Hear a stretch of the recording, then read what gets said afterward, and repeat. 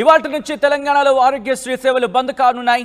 అర్ధరాత్రి నుంచి ఆరోగ్యశ్రీ సేవలు నిలిపివేస్తున్నట్లు ప్రకటించింది private network. In fact private network hospitals association కొద్దిసేపటి క్రితం ప్రకటించింది. ఆరోగ్యశ్రీ సేవల కింద ప్రైవేట్ హాస్పిటల్స్ కు 1400 కోట్లు పెండింగ్ లో పెట్టింది ప్రభుత్వం. బకాయిలు చెల్లించకుంటే సమ్మెకు వెళ్తామని ఆగస్టు 31న ప్రభుత్వానికి ప్రైవేట్ హాస్పిటల్స్ అల్టిమేటం జారీ చేసింది. 2 వారాలు గడిచిన ప్రభుత్వం నుంచి ఎటువంటి రెస్పాన్స్ లేకపోవడంతో సమ్మెకు వెళ్లాలని నిర్ణయించినట్టుగా చెప్పుకొచ్చింది. ఆ విజువల్స్ మీరు చూస్తున్నారు ఆర్టీవీ స్క్రీన్ మీద. ఆరోగ్యశ్రీ లేదా ఈహెచ్ఎస్ అంటూ ఒక్కసారి మళ్ళీ ఆ బ్యానర్ని చూపించే ప్రయత్నం చేద్దాం. ఆరోగ్యశ్రీ సేవలు ఈరోజు అర్ధరాత్రి నుంచి నిలిచిపోబోతున్నాయా? ఈ అంశానికి సంబంధించి ప్రస్తుతం చర్చ జరుగుతుంది. కొద్దిసేపటి క్రితం ఈ నిర్ణయం తీసుకున్నాయి. మరి ముఖ్యంగా విజువల్స్ మీరు చూస్తున్నారు.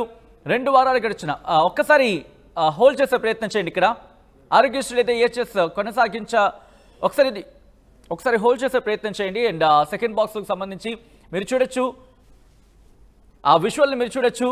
మరి ముఖ్యంగా ఇటు ప్రియమైన ప్రజలకు సవినయముగా తెలియజేయింది ఏమనగా అంటూ 2007లో ప్రభుత్వం పేద ప్రజలకు కార్పొరేట్ వైద్యం అందించాలన్న సదుద్దేశంతో ఆరోగ్యశ్రీ పథకాన్ని ప్రవేశపెట్టింది. పేద ప్రజలకు ఉచితంగా ఓపీ సదుపాయం, పరీక్షలు మరియు ఆపరేషన్ జరిగిన తర్వాత భోజనం, తిరిగి వెళ్ళేటప్పుడు నగదు ఇవ్వడం జరుగుతుంది. ప్రైవేటు ధర కన్నా సగం తక్కువ ధరల్లో శస్త్రచికిత్సలు చేస్తున్నాం. కానీ గత సంవత్సరం మార్చి నుంచి ఆరోగ్యశ్రీ ట్రస్ట్ నుంచి అందవలసిన బకాయిలు రావటం లేదు. అయినా కానీ ఇన్ని రోజులు అనేక ఇబ్బందులను ఎదుర్కొని కూడా ఆరోగ్య సేవలు అందిస్తామంటూ కూడా ప్రస్తుతం చెప్పుకొచ్చిన సందర్భం. ఈ నేపథ్యంలోని ఇప్పుడు ఏం చేయబోతున్నారు? ఆరోగ్యశ్రీ సేవలు బంద్ అవుతున్న పరిస్థితి ఇప్పటికే మనం చూసాం. ఇటు కాలేజెస్కి సంబంధించి మాట్లాడుకున్న సందర్భంలో 1000కి పైగా కాలేజీలు బంద్ అనుకున్న సందర్భం. మరి ముఖ్యంగా ఇదే అంశానికి సంబంధించి తెలంగాణ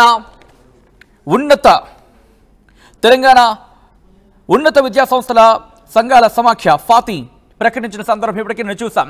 ఈ క్రమంలో ఇప్పుడు ఆరోగ్యశ్రీ సేవలు కూడా బంద్ కాబోతున్న పరిస్థితి ఉందా అంటే ఎస్ అవుననే మాట వినిపిస్తోంది.